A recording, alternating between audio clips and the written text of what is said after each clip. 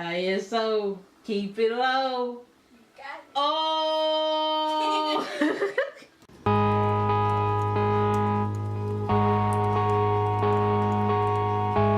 What's up, everybody? What's happening? Back again with episode 2 of season 2.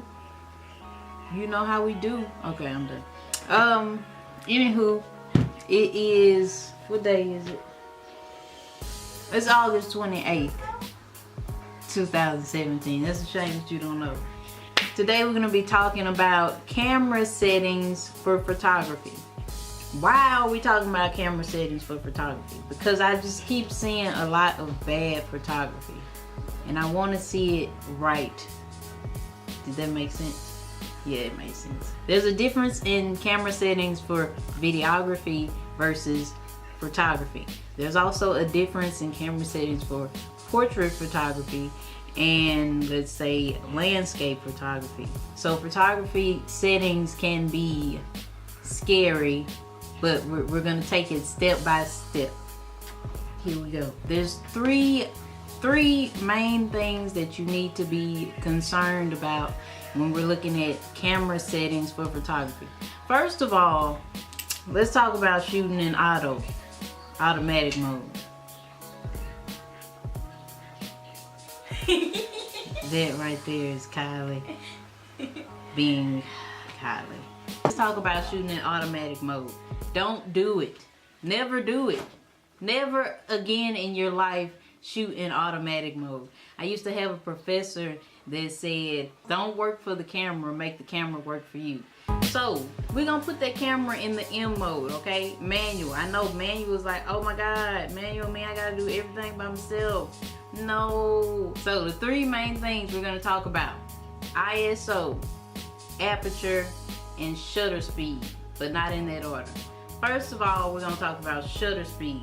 Basically, in photography, you need to try to keep your shutter speed higher than 60, I would say. Just me personally.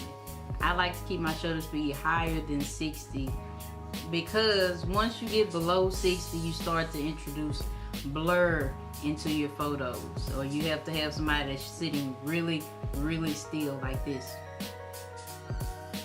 to get everything in focus, because any little movement you start to get blur in your photos, and we don't want that. So try to keep your shutter speed kind of high. Now, the higher the shutter speed goes, the darker your picture will get. So next we're going to talk about ISO.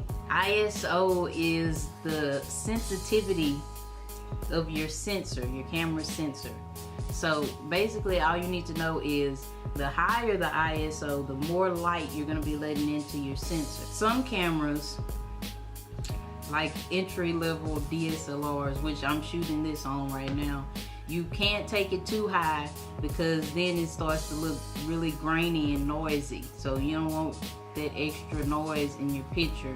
So for an entry-level DSLR, you want to keep it below 3200, and I like to keep mine at the lowest it can go, which is 100. You want to keep the ISO low. If you're shooting outside, you're not going to need your ISO high because the sun is going to provide plenty of light for you. So keep that ISO as low as you possibly can, but if you have to crank it up, you don't want to crank it up too high. Now when you get to DSLRs like the Canon 6D and the 5D Mark III, you can take those higher without introducing noise because they're just built like that. So ISO, keep it low.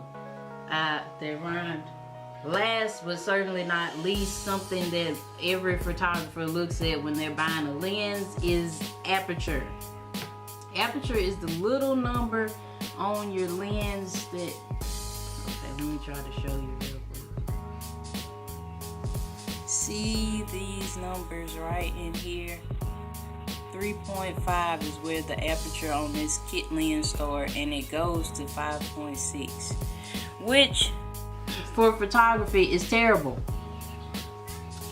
It's a terrible lens for photography. The only reason I keep this lens is because it gives me a bit more of a wide angle when I'm shooting video.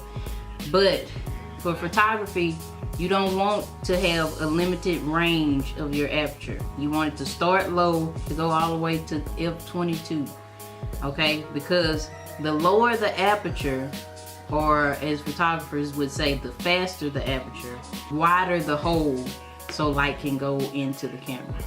So you have a little tiny hole, it can go down really small like this, and it can open up really wide like this.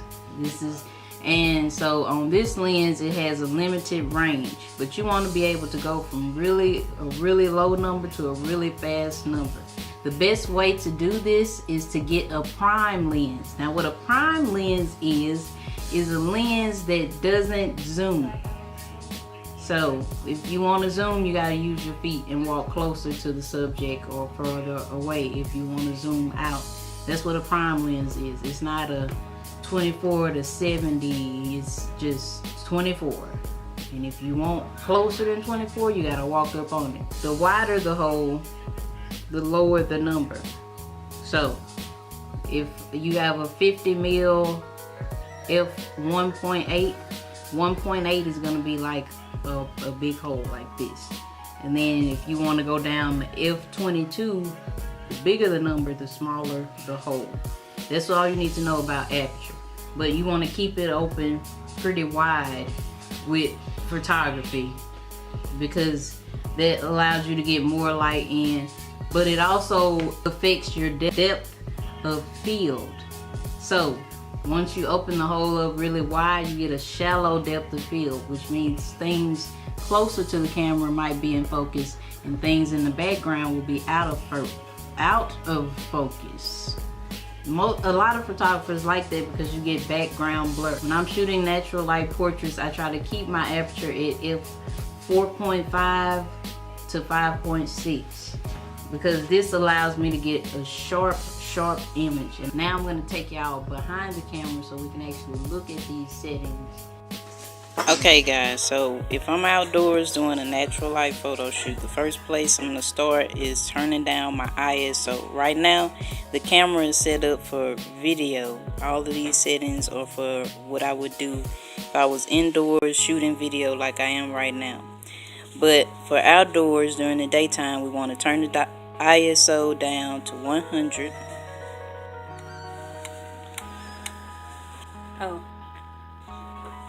And then I want to turn my aperture up to about 4.5 the other way. And then I want to keep my shutter speed. Remember I said keep your shutter speed above 1/60th of a second, because under that introduces blur in your photos, which we don't want. We want crisp, sharp images. So we're going to turn the shutter speed up to 1/20th of a second.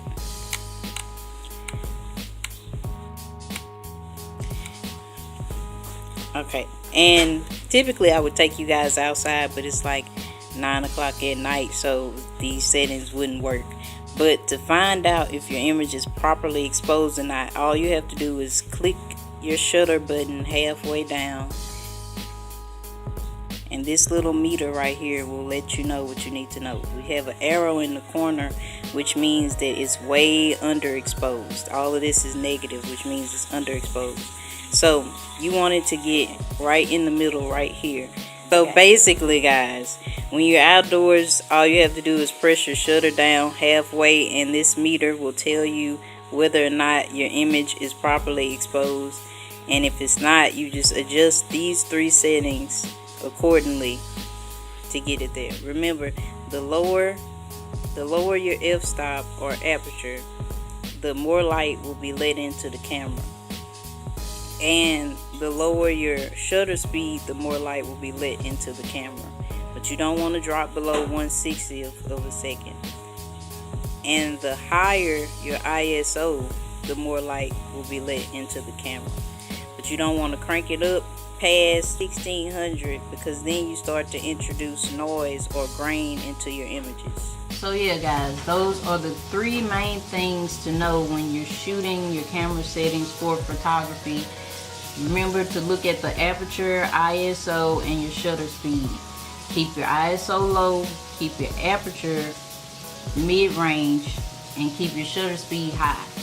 And that's gonna do it for episode 2 of season 2. Remember to click like, comment, and subscribe if you want to see more videos. And I will see you in episode 3.